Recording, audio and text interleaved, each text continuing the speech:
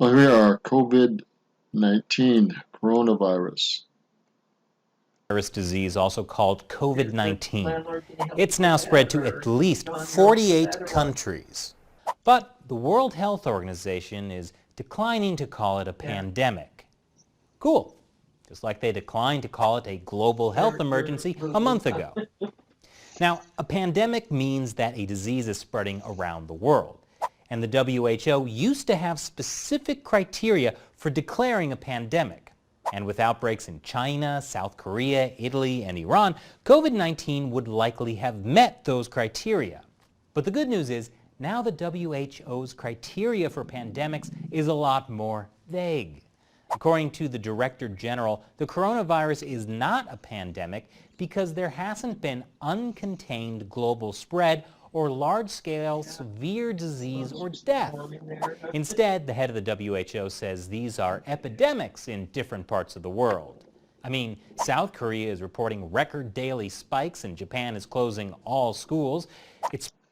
Japan is closing all schools. Middle East and beyond, wow. Spreading throughout the Middle East, with Iran having the highest death toll outside of China, and the guy in charge of fighting it in Iran was infected. Coronavirus cases are also surging in Italy and spreading from Italy to the rest of Europe, and it's in Latin America now. But thank goodness it's not a pandemic yet.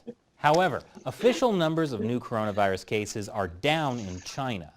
Unfortunately, that might just be because the Communist Party has a coronavirus scam, changing the definition of what an infection is.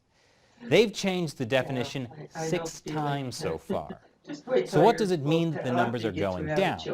According to an expert at Johns Hopkins Center for Health Security, there are 2 possibilities. The draconian social distancing measures China has taken are really... And yeah, can't believe what's coming out of China. Let's move on. Yeah. You know what that means? Yeah. Now's the right time to buy Chinese stocks. And JP Morgan says the Chinese economy will grow in the second quarter. I mean, just think about how much money can be made in China. There's probably no downside at all, especially if you don't learn from history. I wish I knew how to quit you. Why don't you? The Trump administration is considering punishing Chinese state-run news organizations operating in the United States. That's in retaliation for China kicking out 3 Wall Street Journal reporters, which itself was possibly retaliation for the U.S. labeling Chinese state-run media operatives of China's communist state, which they are. Some of them are part of the Chinese Communist Party's Central Propaganda Department. Others are directly under the party's Central Committee. Reporters with state-run media in the U.S. have been accused of essentially spying for the Communist Party. That's why the new punishments the Trump administration are considering may include expelling journalists who have contact with intelligence agencies. Then again, I have to say, my opinion of Chinese state-run media really changed after China Daily called China Uncensored a leading Western media outlet. Also, disgraceful anti-China garbage, which seems to have come out of a gossip rag. Sorry, Global Times. I think China Daily is my new favorite Chinese state-run media. 2 major Apple shareholders pushed for a proposal that would force Apple to disclose censorship requests from China and any other country.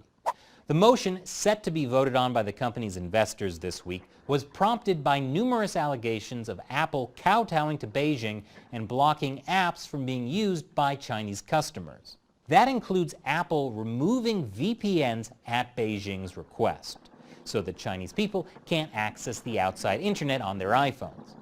But good news for Apple. The votes are in and Apple will not be held accountable. Apple's major shareholders are all large corporations which themselves mostly have investments in China. So really, this helps everyone not be held accountable. But there is at least some good news this week. On February 19th, you saw our episode about how the Chinese consulate in New York put up an exhibit about Tibet in the Queen's Public Library, full of all sorts of propaganda. Well, this week, thanks to unrelenting pressure from local Tibetans and possibly China Uncensored pestering library officials for comment, the library took the exhibit down. Tibetans can finally celebrate a victory against the Chinese Communist Party. The Tibetans in exile, at least. And that's it for this week's China News Headlines. All right, there we are. The coronavirus is really growing and spreading. Roger Martin from Village, Montana. Hopefully they won't be closing schools down here and church meetings, places, but they may. Good day.